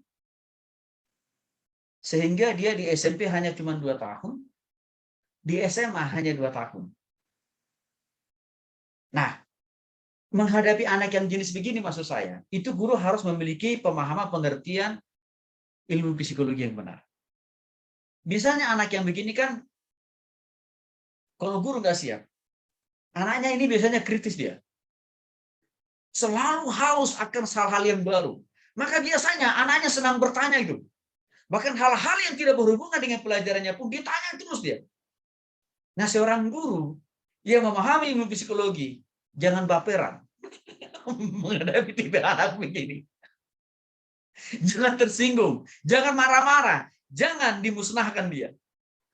Tapi belajarlah ilmu psikologi bahwa memang untuk anak yang begini harus diperlakukan, harus diajar dengan cara-cara yang berbeda dibanding dengan anak-anak yang lain. Nah, itu contohnya. Ya. Nah, hal yang mungkin Bapak Ibu, pemahaman tentang dinamika kelompok. Nah, biasanya begini Bapak Ibu. Misalkan di dalam kelas itu, kadang-kadang kan guru memberikan tugas kelompok. Nah, seorang guru memahami ilmu psikologi. Di dalam satu kelompok, jangan hanya orang-orang yang pintar digabung di sana. Ada sisi positif. Kalau di dalam kelompok itu anak-anaknya pintar, ada memang sisi positif. Tapi bagaimana dengan anak yang kurang pintar? Kalau mereka juga digabung dengan anak-anak yang sama kurang pintarnya, apakah mereka akan makin bukankah mereka akan makin minder? Maka kalau saya biasanya mengkolaborasikan, mencampur anaknya. Ya, anak yang pintar saya gabung dengan anak-anak yang punya kemampuan biasa-biasa. Tujuannya apa? Supaya anak yang pintar punya hati, punya beban, punya kasih untuk menolong anak-anak teman-temannya yang kurang pintar. Yang kedua, supaya anak yang pintar punya empati. Yang ketiga, supaya dia tidak sombong. Sedangkan bagi anak yang kurang pintar, dia bisa belajar juga dari teman yang pintar. Sehingga tidak perlu ada rasa sungkanisme untuk bertanya. Karena kenapa? Karena ini kan temannya sendiri. Kalau ke gurunya mungkin sungkan nih bertanya, malu. Karena kenapa? Aduh, nanti saya ketahuan bodohnya, kan kira-kira begitu. Di situ peran ilmu psikologi bagi seorang guru. Bagaimana membangun, mendidik anak-anaknya, ya, dengan mengkolaborasikan anak yang pintar dan anak yang kurang di dalam satu kelompok. Sehingga tidak ada gap yang terlalu jauh antara anak yang cerdas dan juga anak yang memiliki pemahaman sedang. Jadi di situ ada prinsip saling tolong-menolong, Bapak Ibu. Ya, di situ perannya ilmu psikologi. Nah, sumbangsi yang lain daripada ilmu psikologi itu, Bapak Ibu, ya, dalam praktik pendidikan, yang pertama adalah cara menegakkan disiplin. Guru tempo dulu, guru tempo dulu, yang kurang memahami, yang kurang mengerti, dan kurang mendalami psikologi pendidikan. Seringkali, kalau anak didiknya susah diajar, ditempeleng, ditabok, ditonjok. Bahkan tidak hanya itu saja, dilakukan tindakan kekerasan. Maka kalau kita lihat hari-hari ini, seringkali ada orang tua murid melaporkan sang guru ke pihak yang berwajib, kan Bapak Ibu, dengan tuduhan pasal penganiayaan. Kalau saya lihat kasus-kasus begitu dilakukan oleh guru, ya, saya jadi teringat, sebenarnya teman-teman guru ini karena kurang ilmu sebenarnya. Sehingga masih pakai gaya pola lama mengajar anak didiknya. Salah. Bapak Ibu, yang kita sudah belajar di psikologi pendidikan ini, jangan pakai pola lama ya mengajar anak kita, ya. Nggak boleh. Kan kita sudah belajar, lebih baik dong. Nah, peristiwa begitu kan melahirkan masalah baru.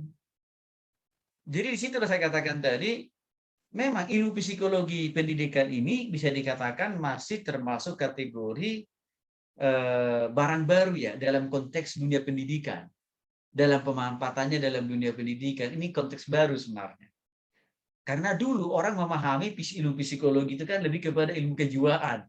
Jadi lebih banyak dimanfaatkan oleh mereka, para dokter sebenarnya dulu ini. Nah, tapi seiring dengan perkembangan ilmu pengetahuan, makin berkembanglah pemikiran bahwa psikologi itu tidak hanya menyangkut masalah menopang seorang dokter, tapi juga penting juga bagi seorang pendidik. Nah, ini contohnya. Beberapa orang guru harus berurusan dengan polisi, Bapak Ibu, karena tidak paham, tidak tahu menggunakan psikologi pendidikan. Jadi ini perlu kita pahami, Bapak Ibu, ya. Jadi seorang guru yang sudah memahami prinsip-prinsip psikologi pendidikan dalam mengajar muridnya yang kurang rajin, kasih aja hukuman yang sifatnya konstruktif atau mendidik. Caranya gimana? ganti tugasnya dengan cara apa? Berikan dia tugas untuk menyapu ruangan kelas. Bapak Ibu, waktu saya ngajar di IPDN, jadi dosen di IPDN, saya memakai pola cara yang berbeda dengan teman-teman yang lain, dengan teman-teman dosen yang lain. Bedanya di mana? Ya, kalau mereka melakukan kesalahan, saya tidak mau menghukum mereka secara fisik. Tapi apa yang saya lakukan? Paling-paling saya suruh anak itu membuat makalah 50 sampai 100 halaman dengan tulis tangan. Gitu. Nah, di situ kan tidak ada kekerasan fisik. Bahkan di situ saya bentuk dia. Ya, yang pertama, karena kan saya suruh dia kan buat makalah kan. Saya tentukan judulnya, saya suruh dia buat makalah. Berarti kan saya di balik hukuman itu namanya hukuman konstruktif. Dia kan mau tidak mau harus membaca buku-buku lain. Harus mencari dari internet kan. Di situ kan bertambah pengetahuannya, bertambah wawasannya. Biasanya saya kasih judul itu kalau bicara masalah kedisiplinan, saya kasih judul makalahnya, menjadi mahasiswa yang disiplin. Tulis tangan. Dan saya lihat Bapak Ibu itu lebih produktif loh. Setelah dikumpulkan itu, lalu saya tanya dia, apa yang kamu dapat dari tugas ini? Ya Pak, makasih ya Pak. Saya jadi paham dan mengerti yang namanya disiplin itu penting loh Pak. Gitu. Itu lagi-lagi kontribusi dari psikologi pendidikan yang perlu dipahami oleh seorang guru ya. Nah itu ya. Nah psikologi pendidikan itu juga menolong guru dalam mempergunakan sarana yang ada di dalam proses mengajar. Misalkan penggunaan laptop, InFocus, ataupun juga media-media film, ya, dan lain sebagainya. Karena lewat itu, secara psikologis, pesan, ya, materi, konsep yang kita sampaikan mudah dipahami oleh orang itu. Karena kita berangkat dari dari sudut psikologinya pendekatan kita. Ya. Nah, hal yang berikutnya adalah dalam jadwal pembelajaran. Jangan lupa dibutuhkan juga ilmu psikologi. Contoh konkretnya Bapak Ibu. Di sekolah-sekolah, ya, yang kepala sekolahnya sudah memahami pentingnya ilmu psikologi. Biasanya, nah selalu dijadwalkan mata pelajaran yang kelas berat. Diajarkan di pagi hari. Contohnya apa? Matematika, fisika, kimia, gitu ya. Itu biasanya diajarkan di kelas pagi tuh. Mengapa itu dilakukan di kelas pagi? Karena kalau di kelas pagi itu diajarkan kepada anak didiknya masih segar. Tubuhnya, pikirannya. Karena apa? Belum ada beban-beban baru. Belum ada muatan-muatan yang berat kan kira-kira begitu. Itu kan bagian dari unsur psikologi pendidikan. Nah, baru biasanya di siang atau sore hari baru diajarkan mata pelajaran yang lebih mudah dipahami dan mengerti. Misalkan pelajaran seni, kan gitu ya. Itu di ujung-ujung biasanya itu. Karena itu tidak perlu membutuhkan energi ya yang berat seperti memahami pelajaran matematika dan fisika. Itu contoh peranan sumbangsi psikologi pendidikan dalam hal ya praktek pendidikan. Ya. Nah, juga dalam hal masalah administrasi ya, dalam proses pengadministrasian dalam pendidikan, dalam praktik pendidikan penting. Artinya begini Bapak Ibu. Yang mau tidak mau misalkan contoh ya, mata pelajaran tadi olahraga. Ya bagian administrator ya harus mempersiapkan lapangan olahraga yang memadai. Oke kan? Nggak mungkin lah olahraga bola ditaruh dikasih di ruangan kelas, nggak mungkin kan, harus lapangan itu maksudnya. Nah itu contohnya ya. Nah pertanyaannya, mengapa mahasiswa teologi ya perlu belajar psikologi? Satu, untuk mengembangkan kurikulum gereja maupun sekolah yang di bawah naungan Kristen. Mengapa kurikulum itu perlu juga? Karena sudah jelaskan di awal tadi. Tingkat perbedaan pola pikir setiap orang yang kita bimbing, yang kita muridkan, yang kita ajar di gereja kan beda-beda. Maka kurikulumnya juga harus beda-beda. Nggak mungkin kan materi kurikulum untuk mengajar orang tua, materinya dulu nih, sama dengan materi untuk anak sekolah minggu. Nggak mungkin, Bapak Ibu. Maka di situ peranan daripada ilmu psikologi harus dipahami oleh para pendeta-pendeta atau hamba Tuhan. Yang kedua, proses mengajar anak sekolah minggu, remaja, pemuda, orang dewasa, lansia, belum lagi loh. Kalau kita klasifikasikan jemaat itu ada kelas pengusaha lah, ada kelas profesional lah, ada kelas khusus untuk apa?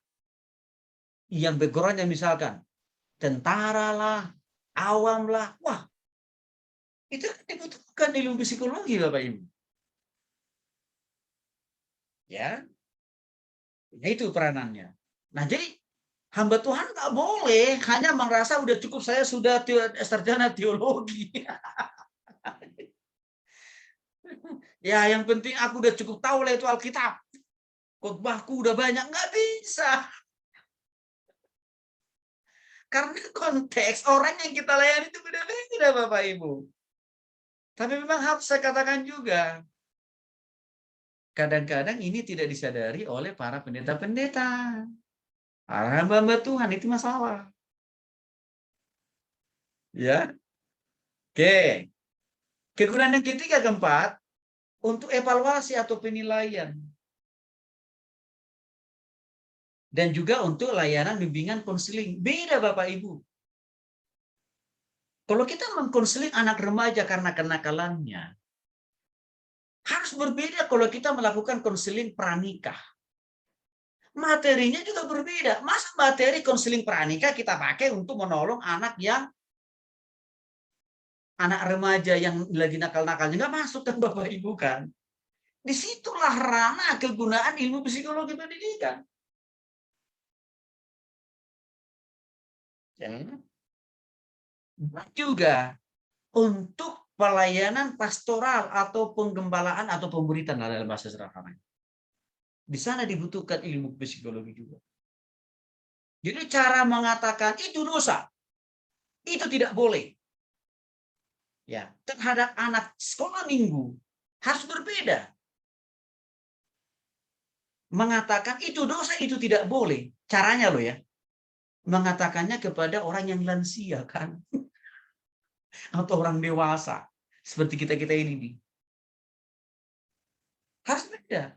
Karena kenapa? Ada unsur psikologi yang membedakan kita yang sudah dewasa, yang sudah orang tua dibanding anak-anak.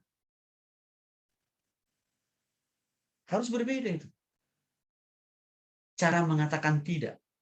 Cara mengatakan itu tidak boleh. Harus berbeda. Kalau untuk anak sekolah minggu, tepat, relevan kalau kita katakan tidak boleh karena itu dosa. Tapi untuk orang tua, kalau kita pakai pola itu, ya di dalam kelas pemuritan loh, ya pengajaran. Hari itu yang pertama kali dia datang, hari itu juga dia untuk ambil keputusan tidak akan pernah mau datang lagi dalam pemuritan di gereja itu. Ini yang saya kira para pendeta hamba Tuhan kurang memahami pentingnya ilmu psikologi dalam pendidikan itu. Ya. Kita ada pelayanan sekolah Alkitab profesional yang dulu Pak Edward ikut di kelas itu hari Senin dan juga hari Rabu. Sampai sekarang masih berlangsung. Seringkali mereka katakan begini, Pak Tony, saya baru menemukan jenis hamba Tuhan yang beda menurut saya. Ya, Pak Tony dengan hamba-hamba Tuhan atau pendeta-pendeta di gerejaku, kata dia. Masa sih Pak, saya bilang. Tapi saya curiga, jangan-jangan masuk Bapak saya beda, jangan-jangan saya bedanya negatif ya, saya bilang. Oh, Pak Tony, kata dia. Lalu di mana bedanya, Pak? Gini loh, Pak. Ya, apalagi yang kelas hari malam. Selesai itu kan itu rata-rata usia sudah 60 tahun ke atas, Bapak Ibu. Di atas usia saya semua itu. Saya kan baru 48. Mereka sudah pada 60 tahun ke atas semua. Yang kelas sekolah Alkitab malam Selasa. Mereka bilang, Pak Turi itu beda banget ya. Kalau kita punya dosa, kita punya kesalahan. Cara Pak Tony itu loh. nggak langsung menjustifikasi membuang kita, kata mereka. Tapi Pak Tony harus caranya. Tapi di hati, kata mereka Bapak Ibu. Cara Pak Tony itu tidak kasar gitu loh. Tapi pesannya, maksudnya, niatnya masuk menobatkan kami juga ujungnya. Tapi tidak melahirkan luka batin dalam diri kami. Itu kata mereka Bapak Ibu. Itu tidak lain tidak bukan peranan daripada ilmu psikologi. Karena dari situ kita tahu tingkat usia seperti ini, pola perilaku cara komunikasi kita ke mereka harus beda. Ya. Demikian juga hanya misalkan kalau pendidikan dalam konteks gerejawi artinya apa? Mengajar sekolah minggu, mengajar katekisasi. Nah, di sini dibutuhkan psikologi sebagai cara pendekatan kita untuk menyampaikan pesan-pesan firman Tuhan secara efektif dan juga secara produktif. Sementara psikologi lebih khusus bagi pendeta, bagi guru, penginjil, dan juga bagi jemaat kita orang tua. Kita tidak perlu menjadi ahli di bidang psikologi pendidikan, tidak perlu. Saya juga tidak ahli ya di bidang psikologi pendidikan enggak, tapi minimal saya tahu, saya paham dan saya mengerti peran dan kegunaannya. Maka sejauh yang saya tahu, sejauh yang saya pahami, itu saya pakai dan saya praktekkan. Makanya saya katakan tadi, itu terukur lewat orang-orang yang saya layani yang di atas usia 60 tahun itu. Pak Tuhan itu beda loh ngajarnya kami itu dibanding pendeta saya. Itu kata mereka Bapak Ibu. Sekali lagi, ya kalau kita memahami, mempergunakan ilmu psikologi, pendidikan dalam melayani, efektif kalau kita pelayanan itu. Efektif banget. Efektif betul. Bisa menjangkau semua usia, semua kalangan, semua latar belakang. Ya. Nah, jadi ilmu psikologi itu penting bagi hamba Tuhan, guru, dosen, penginjil. Ya, karena akan dapat menolong kita untuk membuat konsep materi yang relevan sesuai kebutuhan mereka yang kita layani dan juga cara mengajarkannya. Ya.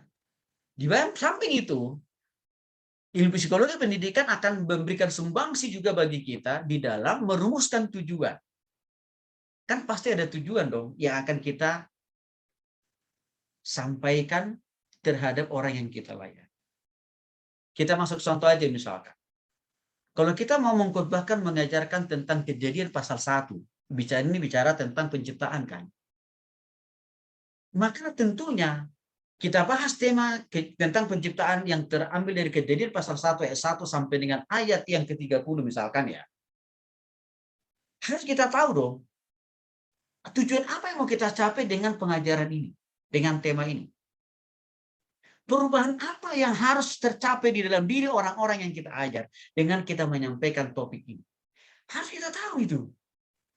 Belum lagi cara mengajarkannya, cara menyampaikannya berbeda. Kalau ke anak sekolah minggu berbeda juga cara mengajarkan Kejadian pasal 1, ya. Ya, caranya kepada anak sekolah minggu harus berbeda itu. Artinya apa? Harus dalam bentuk cerita yang mengubahkan dan juga apa? Mudah dipahami dengan bahasa-bahasa yang komunikatif dengan pola pikir anak sekolah minggu kan.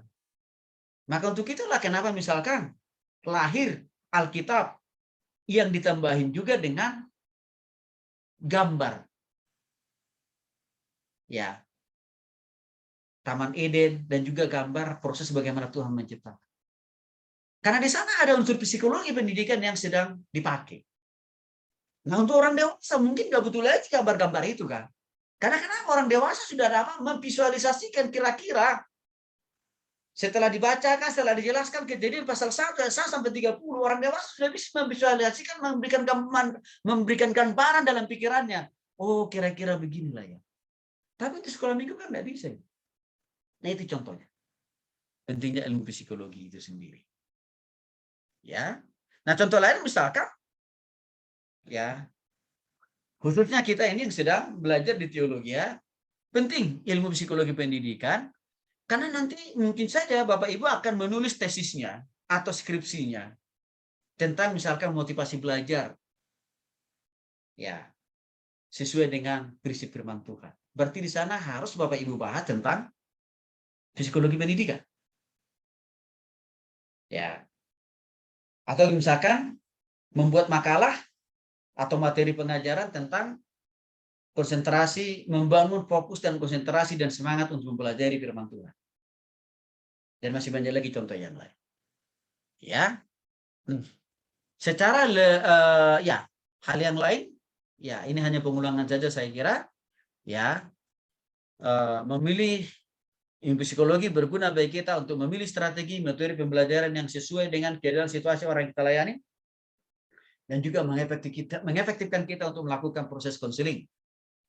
Ya, sehingga pola konseling kita terhadap anak, sekolah minggu, remaja, pemuda harus berbeda dengan orang yang mau nikah atau sudah berumah tangga atau sudah lansia.